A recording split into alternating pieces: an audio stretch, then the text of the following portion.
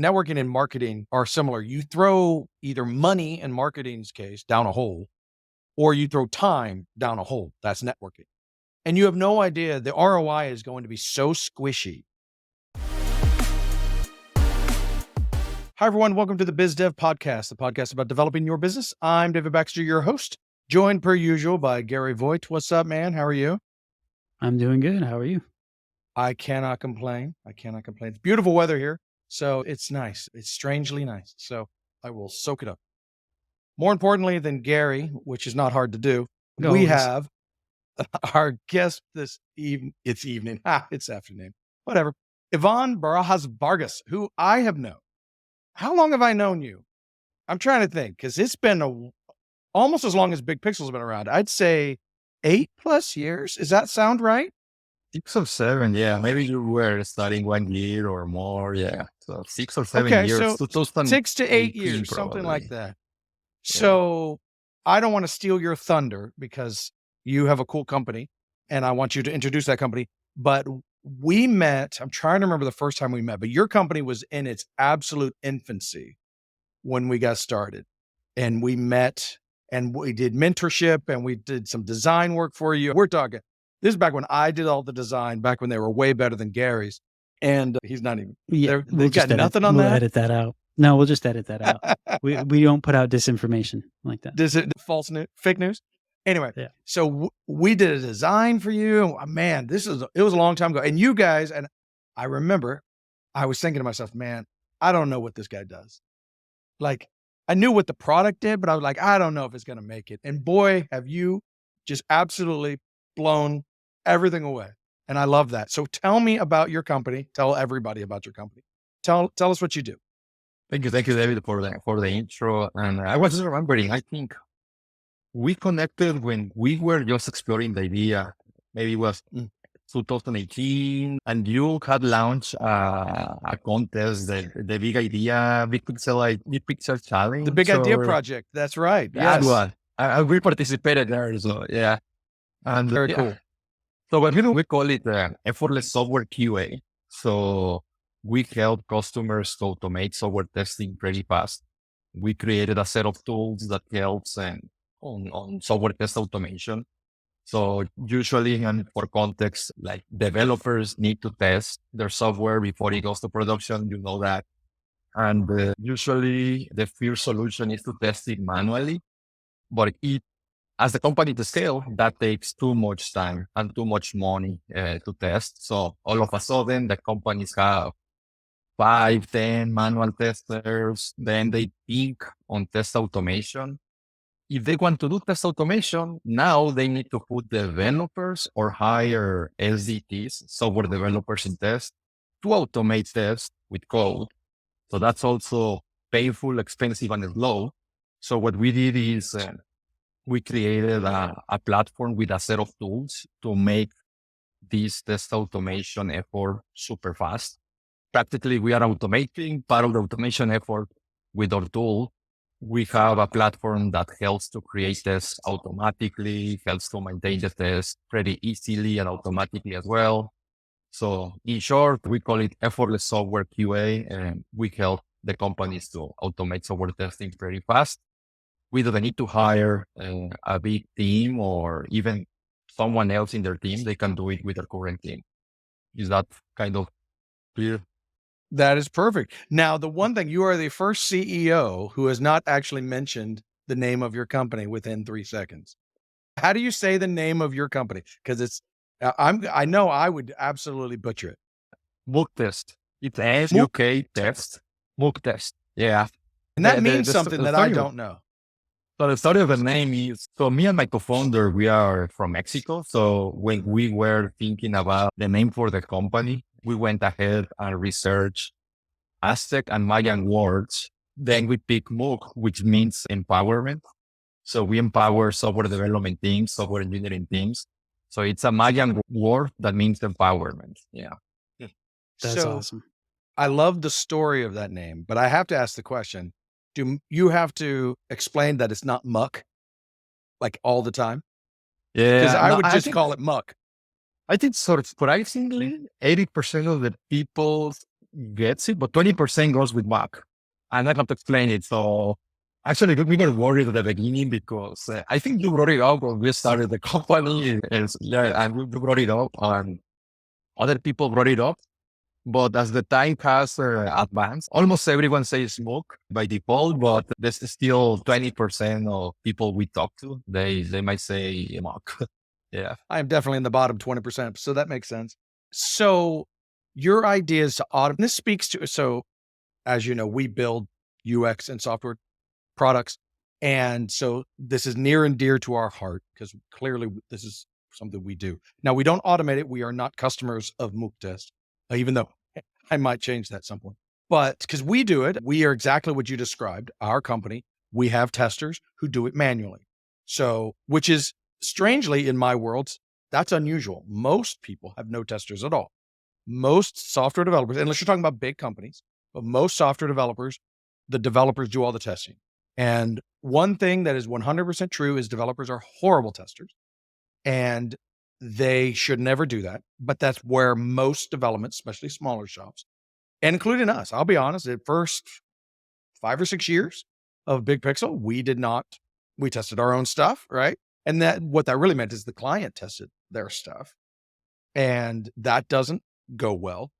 It just doesn't, because you don't look like you're doing your job, right? Because the software is buggy. It's just the nature of the beast. But the client shouldn't be the first one to find that, right? And so we now have our own internal testers, but we still do it manually. We don't do anything automated. We have spreadsheets and stuff that tells us what we're supposed to be testing. And then we go and do that for all of our major releases. So a software, generally, I would think larger companies, is that accurate? Most of your clients are larger development companies or have a larger development teams. Is that accurate? Oh, we sell more right now to large SMBs and early mid-market companies. So actually, how we define our ICP when we add the most value, companies that have 5 to 40 developers, starting with in 5. Like when the companies have less than 5 developers, manual testing might be enough, someone helping here and there. But if they keep adding developers, they need to test more and they need to go faster to production. That's when automation makes more sense. And I see what you mentioned, like we have talked to many software development providers, UX designers, and they don't use too much QA and testing. Like they let the customers, as you said, test the product. So it's great that you guys are doing it. And I think test automation, the traditional test automation makes more sense when the products will be scaled, the product continue growing. Testing is important. And as you scale, you need to automate it or it's impossible to do it manually. And yeah, I think that's a good summary of why testing is important. Yeah, it definitely puts a polish on the product. It's so easy. And I will say we've had clients, most clients don't want to pay for testing, automated testing, because the only people who can do it, especially when you're small, obviously at some point the automation kicks in, but when you're running tests and writing tests and creating that software script, like you were saying, the only person who write those are developers. And they would rather spend their limited budget building more features than testing their old features. And the problem with that is oftentimes by the time their software is large enough and complex enough that they need those tests, because not everybody's poking every edge of the software anymore, right? Now that investment needed to write all those tests is very large. And again, the bang for your buck from a client perspective, not a user, but the client perspective is almost zero because they get new functionality, right? Now, long-term, the value is huge. But initially, if I told you, hey, I need $25,000, I'm making a number up, $25,000, $50,000 to completely cover your software end-to-end testing, they would be like, I could use that and build a whole new flow, a whole new feature, a whole new whatever. Don't do that. That gets told to me all the time. Only our largest client have their own internal testers. We test, we hand it to them, they test. Like it's still manual for them, but they have a whole fleet of people that this is all they do. But that's extremely rare. Most of our clients would rather not pay for it. So the automation stuff, the reason I'm like, every time I talk to you, I'm like, I should probably really hire him, because I think if we could figure that out and make the because it obviously helps us. Solid software is only good for us, but I can't test it for free, right? So there's that balance, right? I want to pivot pretty hard though, because I love your story. I was a very early part of it, an inconsequential part of it, but I've been around on it, from the bleachers watching this. And so it's a great story. And I want you to be able to shine on that. So from the moment we met 6, 7 years ago, whenever that was, Big Idea Project, which was a fun little thing we did a long time ago. Did you know, here's a weird side thing. We ran that twice. The first one, we had we had 50 so applicants, which sounds like when I was originally designing that idea, I was thinking I was going to get hundreds because we were offering some really cool stuff. And I found out later that dozens is how those things are judged, not hundreds. But so we had 50 applicants. And if I remember correctly, you were way up there at the end, but you didn't win, I know, but I can't remember. You got pretty far. But then you kept doing your idea. And that's where most people came to our little contest. It was basically a pitch contest for lack of it's more complicated than that, but let's just boil it down. But you kept going. And so from that point, you're going 6, 7 years ago. Tell me your story, because this is a great story. Yeah. So I didn't go to study there. The thing is that the story comes that I'm from Mexico. I did computer science there. I think this year will be 20 years since I graduated. So man, I don't know, guys. So I did computer science. I already dated myself. And most of my quarter as old as life, Gary. I've been designing for that long. So yeah, I'm right there with you. Really, most of my career, I did a little bit of software development, but most of my career was in QA. Then I moved here to RTP in 2011 to work for EMC at the time, which was Dell. I was on to be a software QA architect and also to study at UNC. So when I got the job offer, I said, okay, I want to move to that area because they have 3 great schools and I want to do grad school there. So I went to the 3 schools, to NC State, Duke, and NC Chapel Hill for the MBAs. And at the end, I decided to go to UNC King of Lager. And there I did MBA. So I started learning about business. I started taking entrepreneurship classes and I said, okay, it's time to launch something. I really got hooked by the entrepreneurship bug. And that was 2014. I started testing different ideas with my co-founder, and we've tested 3-4 ideas not related to software testing. Like, I think we were just jumping into the trends wagon, like we were doing something with analytics, automating social media stuff, like think industries we didn't know.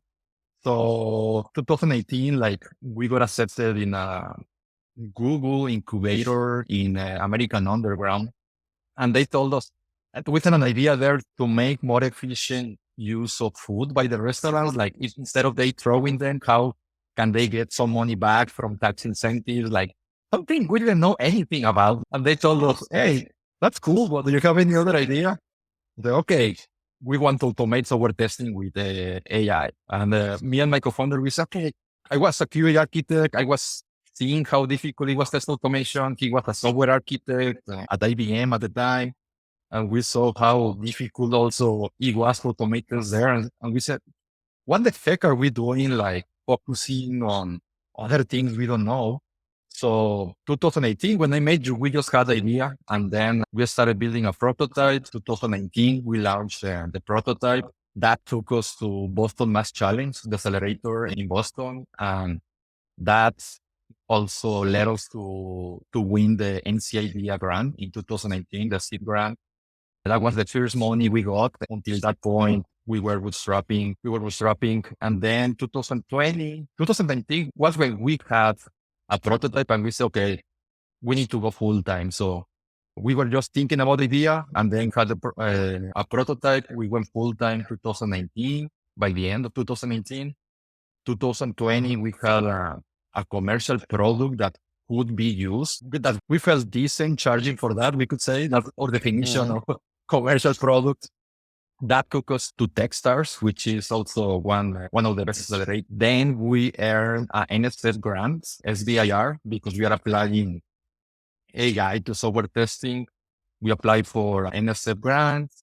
That was 2020. Then 2020, we got our pre-seed funding and we continue there. 2022, by the end of 2022, it's when we started taking off. And that's because we discovered that we had a powerful tool, but the teams they didn't have the time or resources to think about how to implement the tool.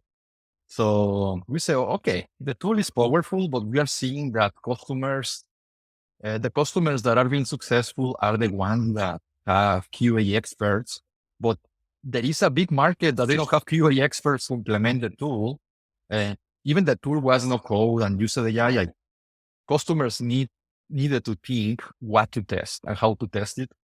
So we decided to start helping with the implementation of the tool and get the customers to hundreds of tests running in a few weeks rather than just selling a tool to implement the test. And we started growing from there. We raised a seed one round last year and a seed round this year. And that's where we are right now. So I love that story because to me, if you're going to raise money, which is a big fork in the road, right? You have lifestyle versus raising money. But if you're going to raise money, you followed the map, which is a great map, which you probably didn't even realize you were following this, right? You're just doing the best you can. But everything you did is what I would recommend someone to try to do, right? Doing it on your own, building an MVP. Now, that's the hard part, obviously. You guys had internal expertise, which is very cool. But you're talking Techstars, you're talking NCID grant, you're talking about all of the SBIR grants. These are all amazing things that I'm going to specifically say tech in this case, startup should start looking into. Big Pixel builds world-class custom software and amazing apps. Our team of pros puts passion into every one of our projects. Our design-infused development leans heavily on delivering a great experience for our clients and their clients.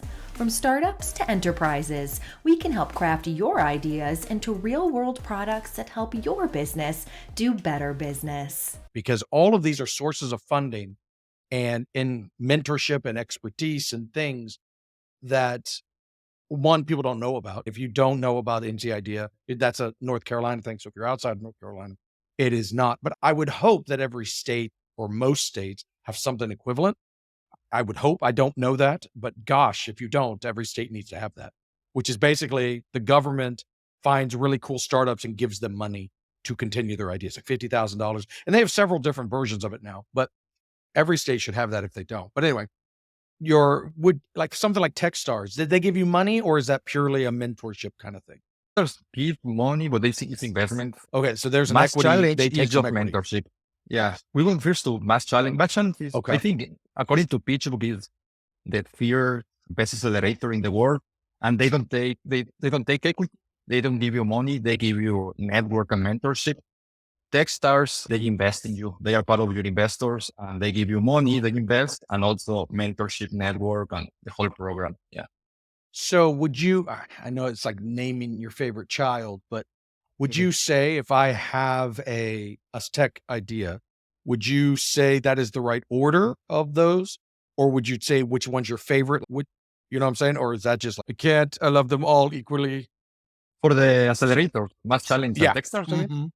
Well, I think for us, it was the right order because Mass Challenge helped us to shape the business model and the idea. Like we had a prototype, we won. We always have looked for automated QA on a click, and they help us to shape the idea and the business model of what the heck we will sell, who will care about it. So it was key because then that helped us to get the NCID grant, all the process within Mass Challenge, and then that helped us to get to Techstars. So for us, that was the right journey.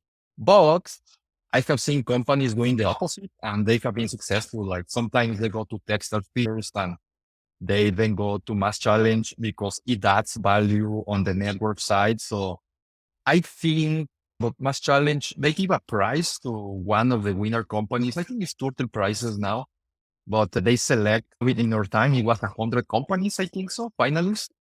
So, and 3 were winners of non-equity grants. So that's great, but 3 out of 100. So it was not super easy to get. And so I think then my recommendation would be, I think there is not just one path. I think if you have some budget to shape better your idea, go first to mass challenge, because it will help you to give it a lot of body and mature the product and the business. Then you can go to raise funds or go to other accelerators. But if you can get directly to Techstars and you need investment on the network, yeah, go that way. I don't think there is one answer. For us, it was the right thing, but I have seen companies doing the opposite and it works for them. Yeah. What I have found, and so I was recently a judge for NC State's, they call it the ALA, the Andrews Launch Accelerator, which is their big internal. It's only for NC State grads, but it's their big internal thing. But they don't give a lot of money. They give some, but not a ton. What they give is 14 weeks of amazing mentorship. And they bring in entrepreneurs and all this very cool stuff. And there were a few people who would apply and they're like, I need the money. And then there were some people who were like, the money's nice, but what I want is the people. And I think that is a path that is not taken enough. I think more in the end, like using Shark Tank as an example, it's not the money those sharks give you. It's the access to the shark that matters. You get Mark Cuban standing on his, a ladder yelling at people. A lot more people are going to hear you, right? It's because he's Mark Cuban. That's the value of the shark, not the 10,000, 100,000, whatever check they write. And I think that people really say, I need the money to keep going. Maybe that's true. I'm not going to discount that, but don't sell that mentorship short, because man, that's powerful stuff. It's almost a force multiplier in some ways, right? You got someone who's taking interest. They know people, they're introducing you to people. Your network is going to explode, all of that stuff. Even if the money, like you're saying, the mass challenge is $0. But man, what an investment. I think that's something that's overlooked a lot. You talk to 100 mentors back to back, giving you feedback. 20 minutes calls in 1 week. Then you just block a lot of time there. But you just pitch your idea. Mentor Madness is the name. So you just pitch your idea and to new people every time, new mentors, new people that has made business, entrepreneurs, investors, like huge network. You pitch back and you get a lot of feedback. Your head starts hurting, but you get a lot of trends too. At the end of the week, if you make an analysis of what they told you, like you learn a bunch of where your business is broken and what you need to do. So mentors and also the network, like the network of these accelerators, they give you credibility. So, and more people open the door when you say, okay, I'm just a mass challenge analyst, or I'm a Techstars, almost like they open the door easily for you to customer discovery, prospect that you could sell, investors. So yeah, mentor and network. And actually last year I saw an analysis, I think it was from PitchBook, like startups that did one accelerator had higher chances of success or raising funds in the layer, or the ones that did two, they even had higher chance. I don't remember the exact numbers. I think you can, if someone is interested, you can look for PitchBook accelerator report from last year, and you will see that one. But in short, adding an accelerator increases your chance of success because of this mentorship and network. If you add two, you increase it even more. So pretty interesting data from last year. Yeah. So you raised some money. Where are you guys now? Are you on that runway? Are you self-sufficient? Where are you guys as a company? So we just raised a series seed 2 round. So another seed round. We didn't want to go for the big series A yet because we didn't need, because to answer the second part of the question, like we are in a good trajectory to get to break even. So we continue growing. So we didn't need like a lot of money right now to keep growing. So we just designed a series C2 that will take us to bigger milestones so we can raise a big series A late next year, probably. So, but yeah, we have always liked to grow pretty close to break even. So we don't just increase expenses crazily. So we add customers and we raise funds to push the pedal faster, but without getting crazy, putting at risk the company. So we are always close to the line of revenue so we can get to break even at some point. Yeah. Now, you mentioned earlier the value of the networking and the customer discovery, which brought up an idea. Like, so the networking itself and the customer discovery, that's almost like a built-in marketing budget, especially if it's, within the same industry that you're getting the mentoring, that doors are opening for you for, new customers to at least try out your product, or you're being recommended by someone that they trust within the network. Did that help you guys start generating clients at the beginning as well? We got introductions and we got a couple of early users. In Mass Challenge, we had just a prototype. So we got users for the prototype to get feedback. So definitely yes. And most likely the first customers you will have in a startup will come from the network, and they will teach you and you will learn how to sell and who to sell to. So yeah, that helps us answering your question, Gary. And the network is key when you're starting a business, a startup, is key to get started. Yeah. Yeah, a lot of the startups that we've talked to, their first clients are always like family, friends, or people they knew. It's never like just for random, unless they're selling a product. But most of the startups we've talked to, they're not just selling something like an e-commerce product. They're building something to sell. This leads me to the last question we have to wrap it up. Now, in your journey, what have you learned as your top 3 pieces of advice you would give to any entrepreneur, new business, or startup? I think one is real commitment. You have to try. You won't get it right at the first time. So real commitment. Second, I would say tell something first that will teach you a lot of what the real value that you are delivering is. So try to sell, because I think a lot of entrepreneurs, they start building before selling. Actually, we started a little bit there. Let's build something to get momentum, and then we learn how to sell it. But when we sold it, that helped us to build something better. So sell. I think lately I have been seeing more successful entrepreneurs starting with some kind of consulting, maybe help with technology that gives them ideas on what to build. So selling. So commit, because you will need to try. Sell the product so you can see what value you're selling, and network. Like I have always been a little more in the introverted side, but I pushed myself to network and say in grad school, and the network, as we were discussing, because of these accelerators, like it helps, but you can also create your network, start going to events, connect with other entrepreneurs, with investors, help them. You will get help at some point. So network, because that will open a lot of doors too. So those will be my 3 Yeah, networking is a advice big points. one. And networking is something that, if Dave will agree, is something you should never stop doing. You're never done networking. No, yeah, that's right. And David is I right on made that mistake. Yeah.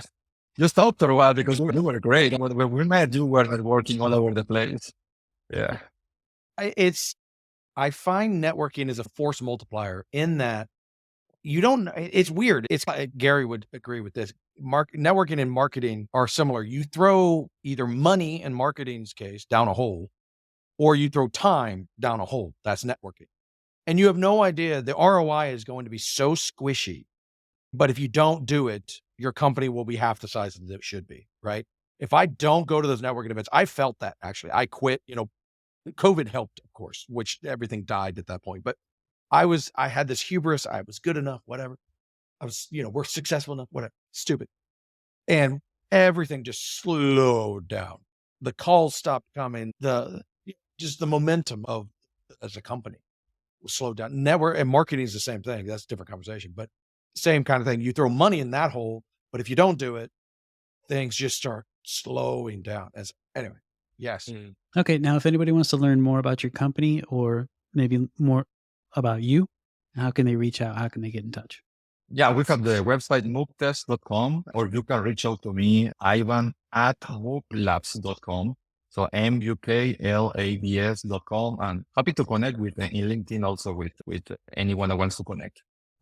Hi, I'm Christy Pronto, Content Marketing Director here at Big Pixel. Thank you for listening to this episode of the BizDev Podcast. We'd love to hear from you. Shoot us an email, hello@thebigpixel.net. The BizDev Podcast is produced and presented by Big Pixel. See you next week. Until then, follow us on Instagram, Twitter, Facebook, Threads, YouTube, and LinkedIn.